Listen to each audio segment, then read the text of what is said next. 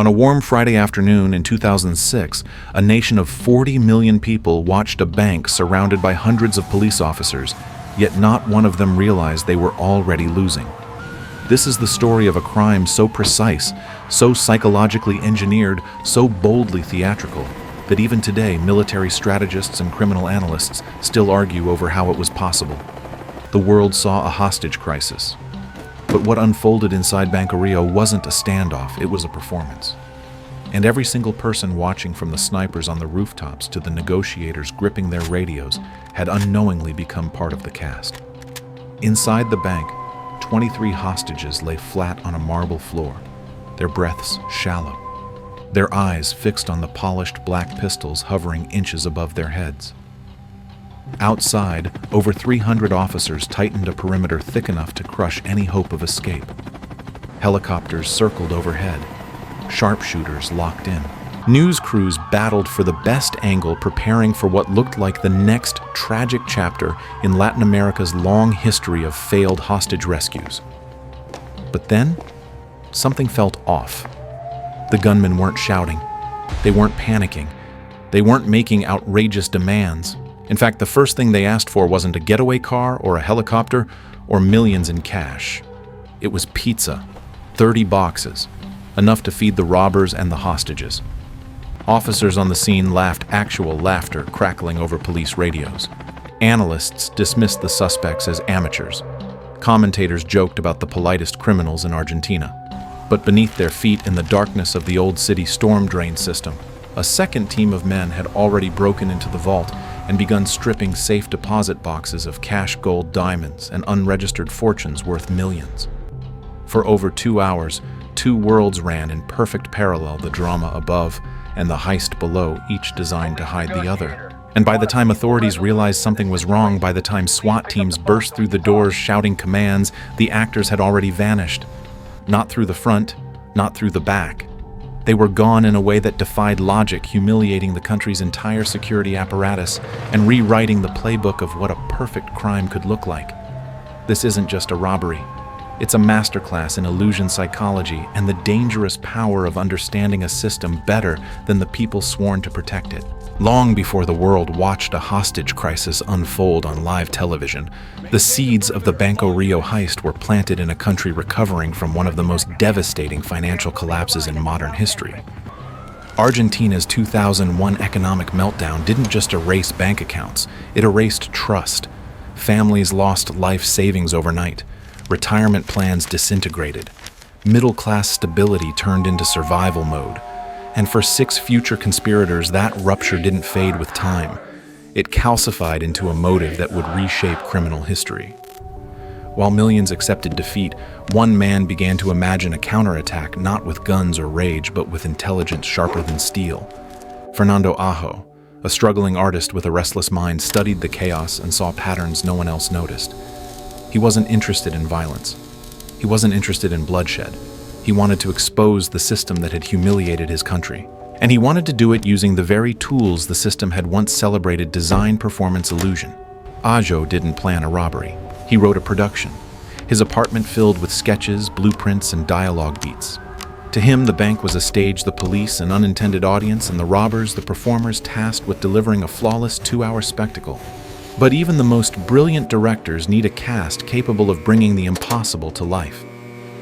His first call was to Sebastián El Ingeniero Bolster, a mechanic whose hands carried the precision of a surgeon and the scars of someone who'd rebuilt his life from scratch.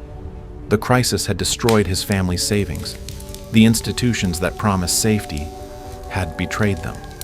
When Ajo explained the idea, 2 synchronized teams, one above ground executing psychological theater, the other below, breaking into the vault, Bolster didn't laugh.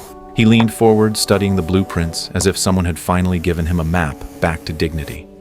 Underneath the bank, Bolster saw opportunity, a storm drain artery large enough for a person to crawl through, running just beneath the vault's concrete belly. It was the kind of vulnerability only someone obsessed with systems would discover. To Bolster, the tunnel wasn't just a physical challenge. It was redemption sculpted in darkness. Ajo and Bolster needed more than talent. They needed men who could hold their nerve in a high-pressure illusion. men who understood performance as deeply as risk. That's where Ruben Beto de la Torre entered, a veteran thief with a past full of banks, sirens, and negotiations gone sideways. He brought experience, hard-lived, dangerous experience.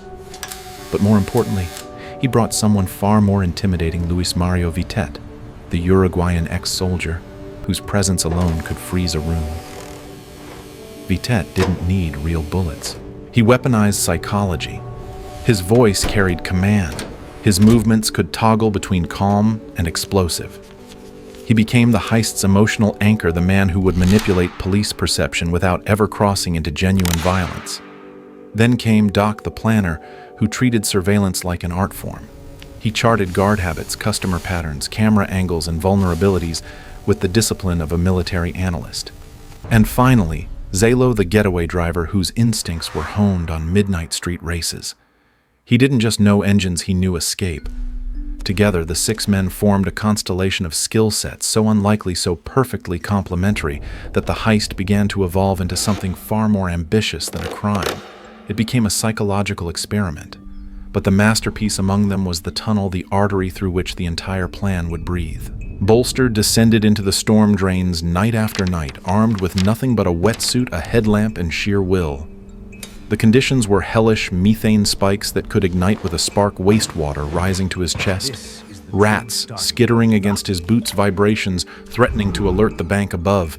He worked in bursts measured by instinct, 10 seconds of hammering, 10 seconds of silence. Every strike was a heartbeat, every pause a calculation. With each night, the tunnel became a mirror of his obsession. Every inch carved through the concrete wasn't just progress, it was defiance. And through this growing darkness, Aho's vision sharpened. Their operation wasn't simply theft, it was choreography, it was storytelling. It was the creation of an illusion so convincing that even professionals trained to see deception would believe the wrong thing. They weren't planning to outrun law enforcement. They were planning to outthink them, to trap them inside a narrative of their own expectations. And that is how 6 ordinary men prepared to execute the most extraordinary heist their country had ever seen. Before a single tool touched concrete, before a single hostage was told to lie on the floor, the crew spent months studying Banco Rio with the cold patience of scientists dissecting a living organism.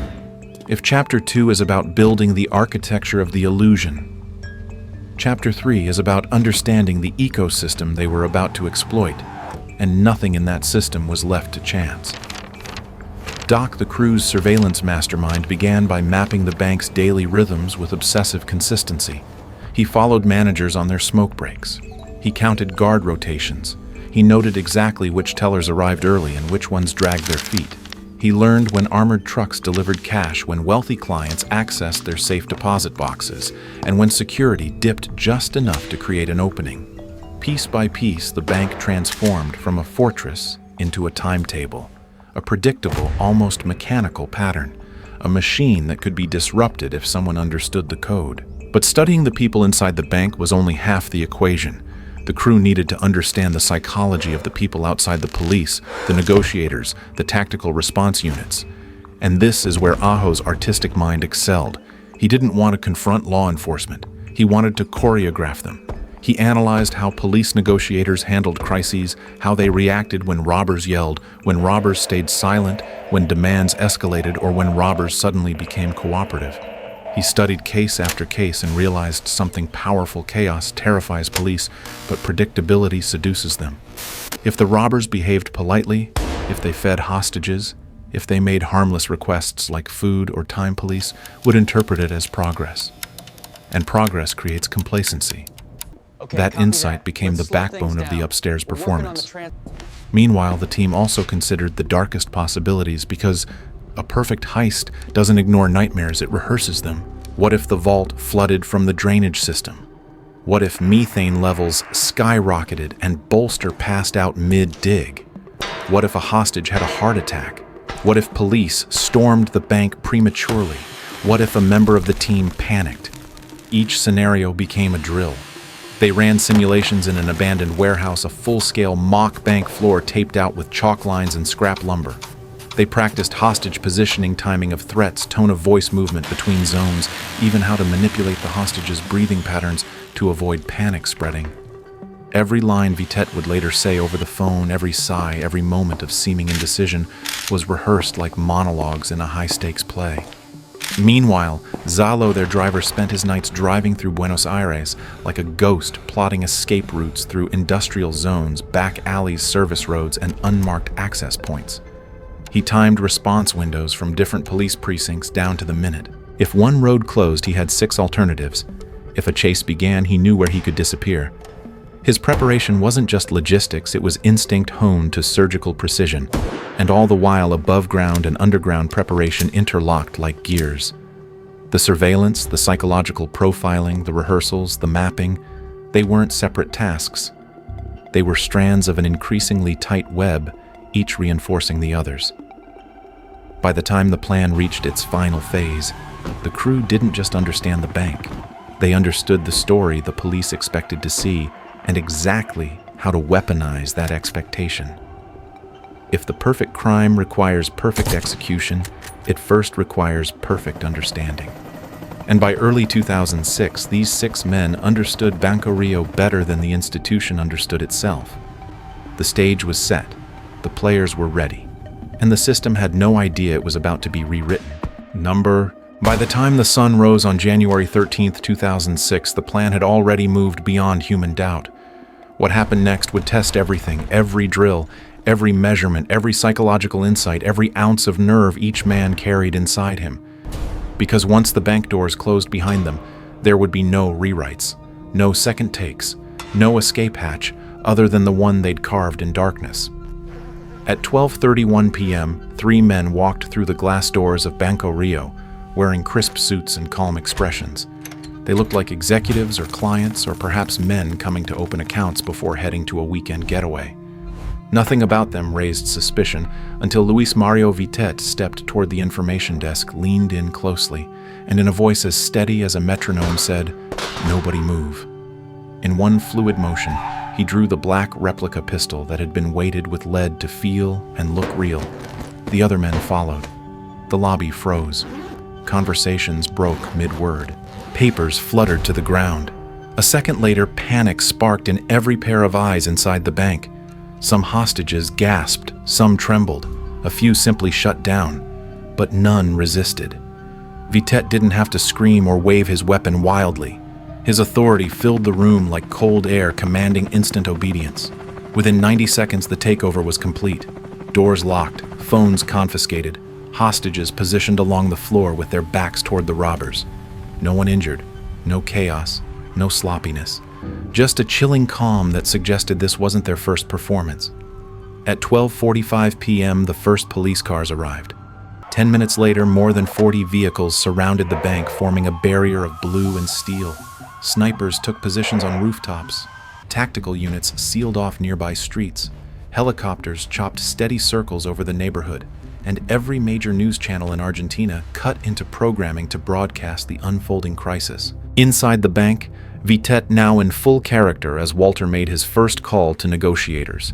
His tone was almost apologetic, controlled, reasonable. The last thing anyone expected from an armed robber holding 24 lives under marble floors.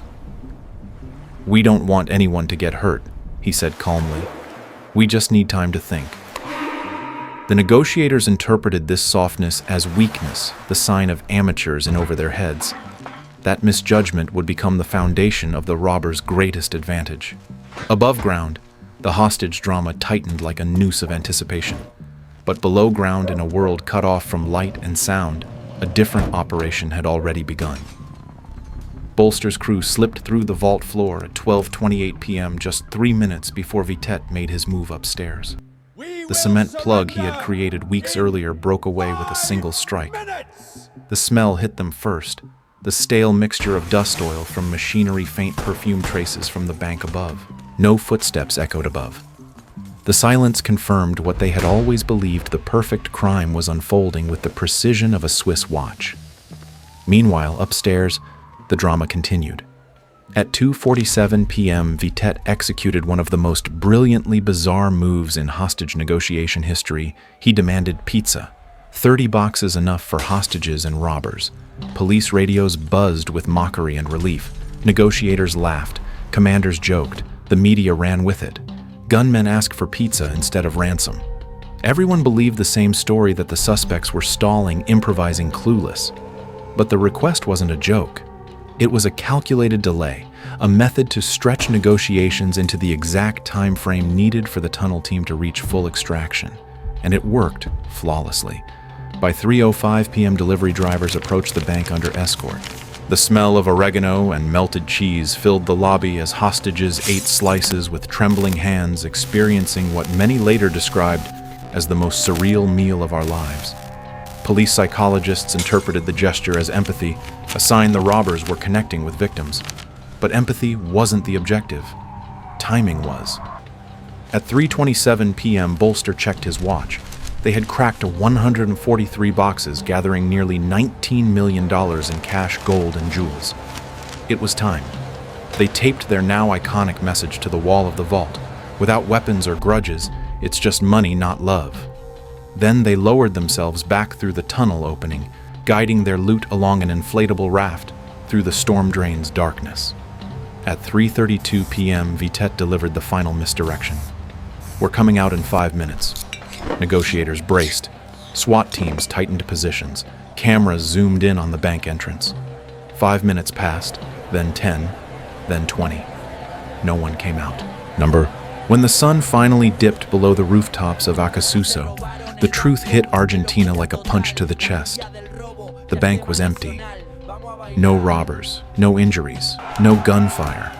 Only hostages shaken but alive toy guns neatly arranged on the floor, pizza boxes still warm, and a perfect circle carved into the vault that seemed less like an exit and more like a signature. Within hours, the Banco Río heist became the biggest national spectacle since the economic collapse itself. News anchors scrambled to make sense of it.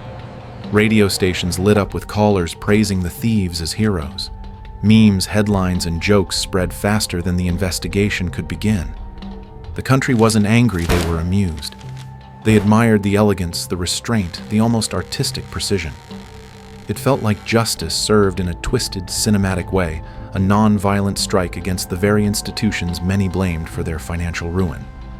And while the public marveled, police felt the full weight of humiliation. Every detail mocked them: the pizza, the false negotiations, the absence of real weapons, the fact that hundreds of officers had stood guard over nothing while the real crime had unfolded beneath their feet. The investigation launched immediately, but from the start it felt like chasing smoke.